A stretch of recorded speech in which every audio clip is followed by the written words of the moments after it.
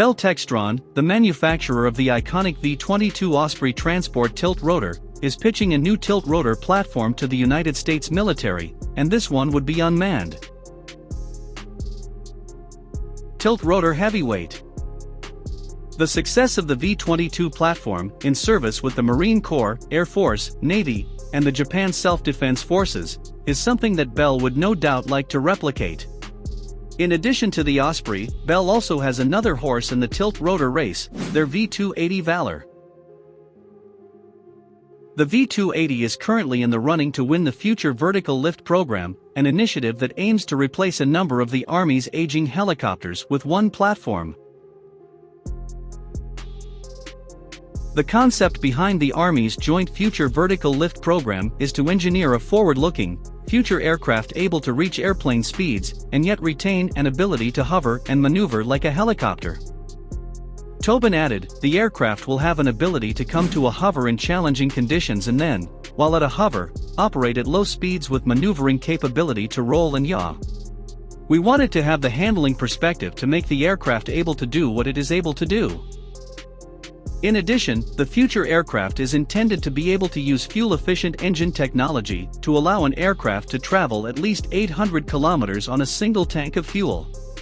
Such an ability will enable the aircraft to operate more easily on a single mission without needing forward arming and refueling points.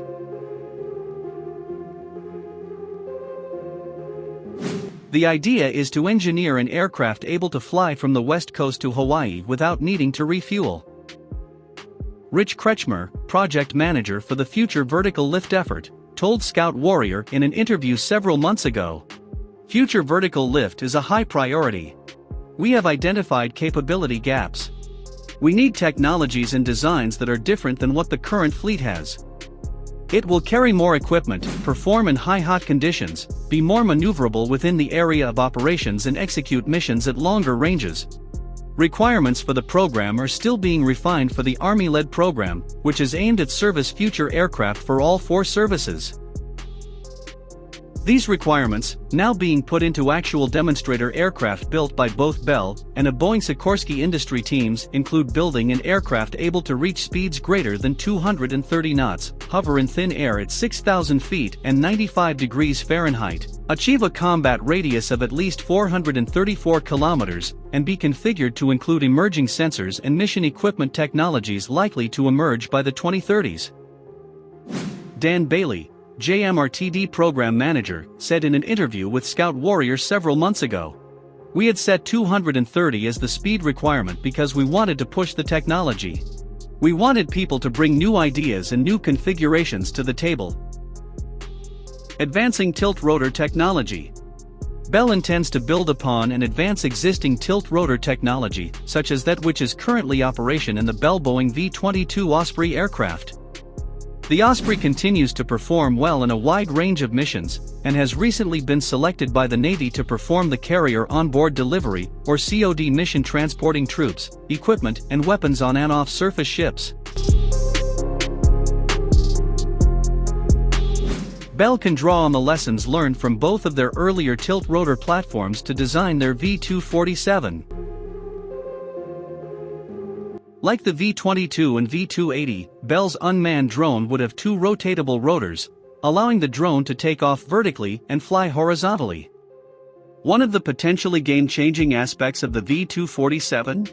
Its range. One advantage the V-22 has over the older helicopter and turboprop transports it replaced is its very respectable range, which Bell lists as 860 nautical miles, just shy of 1,000 miles. This extended range is a boon to the Navy in particular, as increased resupply ranges allow U.S. Navy ships to have a better force dispersal posture and stay farther out at sea. And, while respectable, the V-22's range pales in comparison to the V-247.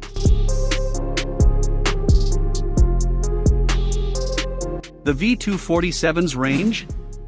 Bell lists its range as 2,500 nautical miles, or nearly 2,900 miles, and almost triple the V-22's range.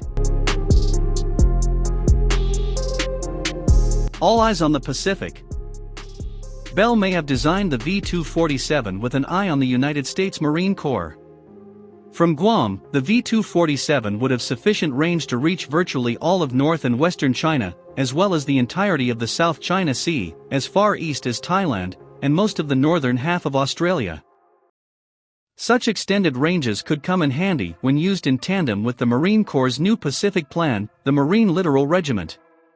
This new force design, made up of a combat team, an anti-air element, and a logistics group, would see smaller groups of far-flung Marines dotting the Pacific Ocean. Armed to the teeth with new, potent anti-ship capabilities, Marines could in theory do something they haven't done for a long time: sink ships. While small groups of highly mobile Marines could be very effective on ocean battlefields in the future, one of the inherent challenges to a fight in the Pacific is distance. How can the Marine Corps keep Marine littoral regiments supplied with anti-ship missiles, food, and water in highly contested, far-off maritime environments? Postscript. One of the solutions that has been floated before takes a page from narco-traffickers, and would see large numbers of relatively compact, unmanned semi-submersibles take to the seas, loaded to the gills with food and ammunition.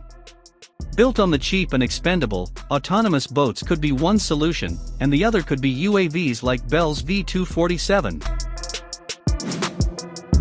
A drone version of the V-22 could help deliver supplies to ships and bases far-flung throughout the Pacific,